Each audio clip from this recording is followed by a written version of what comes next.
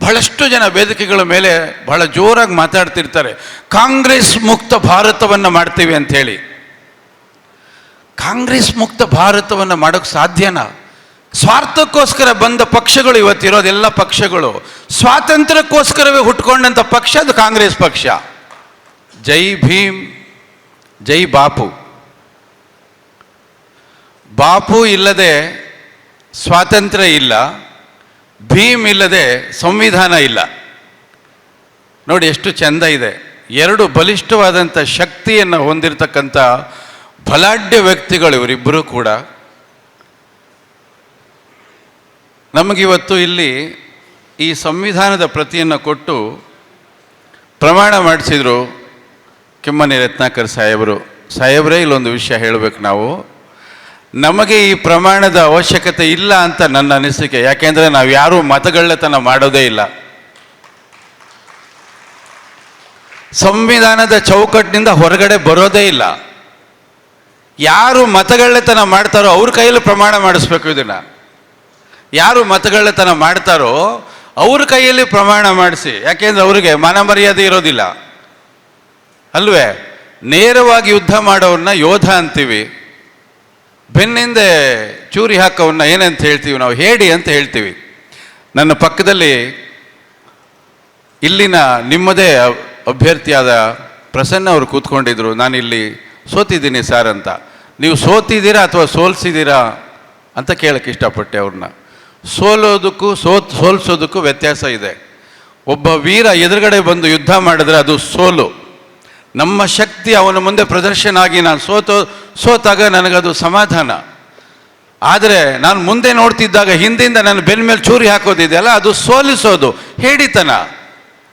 ನೀವು ಸೋತಿದ್ದೀರಿ ಅಂತ ಸುಮ್ಮನೆ ಕೂತ್ಕೋಬೇಡಿ. ಇನ್ನು 2.5 ವರ್ಷ ಇದೆ, ಇಲ್ಲಿ ಚುನಾವಣೆ ನಡೆಯುತ್ತೆ. ಈಗಲಿಂದ ಶುರು ಮಾಡಿ ಬೂತ್ ಮಟ್ಟಕ್ಕೆ ಹೋಗಿ ನೀವು ಎಲ್ಲಿ ಮತಗಳು ಮಿಸ್ ಆಗಿದೆ, ಕಾಂಗ್ರೆಸ್ ಮತ ಎಷ್ಟು ಮತಗಳು ಅವ್ರಿಗೆ ಹೋಗಿ ಸೇರಿಕೊಂಡಿದೆ ಅದನ್ನು ಕಂಡುಹಿಡಿಯಿರಿ. ಯಾತಕ್ಕೆ ಸೇರಿಕೊಂಡಿದೆ? ಎಲ್ಲಾದರೂ ನಮ್ಮ ತಪ್ಪು ನಡೆದಿದೆಯಾ? ತಪ್ಪು ನಡೆದಿದ್ರೆ ಸರಿಪಡಿಸ್ಕೊಳ್ಳಿ, ಅಥವಾ ನಾವೇ ತಪ್ಪು ಮಾಡಿದರೆ ಸರಿಪಡಿಸ್ಕೊಳ್ಳಿ. ಅದನ್ನು ನಮ್ಮಿಂದ ಹೋಗಿರ್ತಕ್ಕಂಥ ಮತವನ್ನು ಮತ್ತೆ ಪಡ್ಕೊಳ್ಳೋ ಕೆಲಸನ ಮಾಡಿ, ಕಳ್ಕೊಂಡ ಕ್ಷೇತ್ರವನ್ನು ಮತ್ತೆ ಪಡ್ಕೊಳ್ಬೇಕು. ಅದೇ ನಮ್ಮ ಕೆಲಸ. ಆ ಕೆಲಸ ಮಾಡದೆ ಹೋದರೆ ನಾವು ಸುಮ್ಮನೆ ಅಲ್ಲಲ್ಲಿ ವೇದಿಕೆ ಮೇಲೆ ಭಾಷಣ ಮಾಡ್ತಾ ಇರ್ತೀವಿ. ಭಾಷಣ ಕೇಳೋಕೆ ಒಂದಷ್ಟು ಜನ ಬರ್ತಾರೆ, ಸಂಜೆ ಹೋಗಿ ಮರ್ತು ಬಿಡ್ತಾರೆ. ಆ ಕೆಲಸ ಮಾಡಬಾರ್ದು.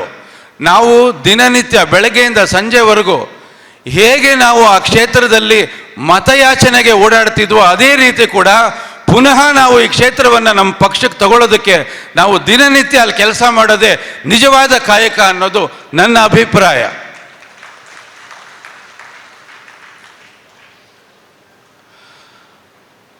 ನಾವು ಅಂಬೇಡ್ಕರ್ ಅವ್ರ ಬಗ್ಗೆ ಬಹಳಷ್ಟು ವಿಚಾರಗಳನ್ನು ಕೇಳ್ಪಟ್ಟಿದ್ದೀವಿ, ಬಹಳಷ್ಟು ವಿಚಾರಗಳನ್ನು ಓದ್ತಾನೆ ಇರ್ತೀವಿ. ಮಹಾತ್ಮ ಗಾಂಧೀಜಿಯವರು,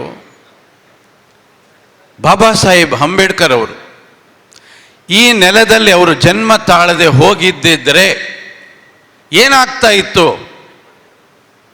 ನೆನೆಸ್ಕೊಂಡು ನೋಡಿ, ಭಯ ಆಗತ್ತೆ.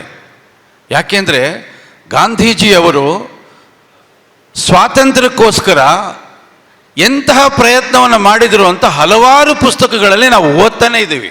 ಬಾಲ್ಯದಿಂದನೂ ಓದ್ತಾ ಇದ್ದೀವಿ, ಇನ್ನೂ ಓದ್ತಾನೆ ಇದ್ದೀವಿ, ಅದು ಮುಗಿತಾನೇ ಇಲ್ಲ. ಅದೇ ರೀತಿ ಅಂಬೇಡ್ಕರ್ ಅವರ ಬಗ್ಗೆ ನೀವು ಎಷ್ಟು ತಿಳ್ಕೊಂಡ್ರೂ ಕೂಡ ಸಾಲದು. ದಿನನಿತ್ಯ ಒಂದೊಂದು ನಮಗೆ ವಿಚಾರಧಾರೆಗಳು ತಲೆ ಒಳಗೆ ಹೋಗ್ತಾನೆ ಇರ್ತದೆ. ಈ ಕಿಮ್ಮನೆ ರತ್ನಾಕರ್ ಸಾಹೇಬರು ಮಾತಾಡ್ತಾ ಇದ್ರು, ಎಷ್ಟು ವಿಚಾರಗಳನ್ನು ಅವರು ಕೂಡಿಟ್ಕೊಂಡಿದ್ದಾರೆ.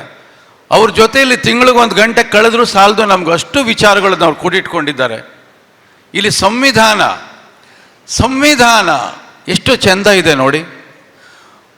ಪ್ರಜೆಗಳಿಂದ ಪ್ರಭುವನ್ನು ಆರಿಸುವಂಥ ಅದ್ಭುತವಾದ ಪ್ರಜಾಪ್ರಭುತ್ವವನ್ನು ಕಟ್ಟಿಕೊಟ್ಟಂಥ ಸಂವಿಧಾನ ಎಷ್ಟು ಸುಂದರವಾಗಿದೆ. ಇದು ಎಷ್ಟು ಸದ್ಬಳಕೆ ಆಗ್ತಾ ಇದೆ ನಮಗೆ, ಅದು ಯೋಚನೆ ಮಾಡೋಣ ಫಸ್ಟು. ಯಾಕೆಂದರೆ ಬಹಳಷ್ಟು ಜನ ವೇದಿಕೆಗಳ ಮೇಲೆ ಬಹಳ ಜೋರಾಗಿ ಮಾತಾಡ್ತಿರ್ತಾರೆ, ಕಾಂಗ್ರೆಸ್ ಮುಕ್ತ ಭಾರತವನ್ನು ಮಾಡ್ತೀವಿ ಅಂಥೇಳಿ. ಕಾಂಗ್ರೆಸ್ ಮುಕ್ತ ಭಾರತವನ್ನು ಮಾಡೋಕ್ಕೆ ಸಾಧ್ಯನಾ? ಕಾಂಗ್ರೆಸ್ ಅಂದರೆ ಅದೇನೊಂದು ಪಕ್ಷನ? ಅದು ಅಲ್ಲ, ಸಮಗ್ರ ಭಾರತದ ಒಂದು ದೊಡ್ಡ ಶಕ್ತಿ. ಅದು ಬಹಳ ದೊಡ್ಡ ಶಕ್ತಿ. ಅದು ಸ್ವಾರ್ಥಕ್ಕೋಸ್ಕರ ಬಂದ ಪಕ್ಷಗಳು ಇವತ್ತಿರೋದೆಲ್ಲ ಪಕ್ಷಗಳು ಸ್ವಾತಂತ್ರ್ಯಕ್ಕೋಸ್ಕರವೇ ಹುಟ್ಕೊಂಡಂಥ ಪಕ್ಷ ಅದು ಕಾಂಗ್ರೆಸ್ ಪಕ್ಷ. ನೀವು ಅದನ್ನು ನಾಶ ಮಾಡೋಕ್ಕೆ ಸಾಧ್ಯನೇ ಇಲ್ಲ. ಬೇಜಾರು ಮಾಡ್ಕೋಬೇಡಿ. ನಾನು ಮಂಗಳೂರು ಭಾಗದಲ್ಲಿ ಸಾಕಷ್ಟು ಸಿನಿಮಾ ಶೂಟಿಂಗ್ ಮಾಡಿದ್ದೀನಿ, ನಿಮ್ಮ ಭಾಗದಲ್ಲೆಲ್ಲ ನಿಮಗೆಲ್ಲ ನೆನಪಿದೆ.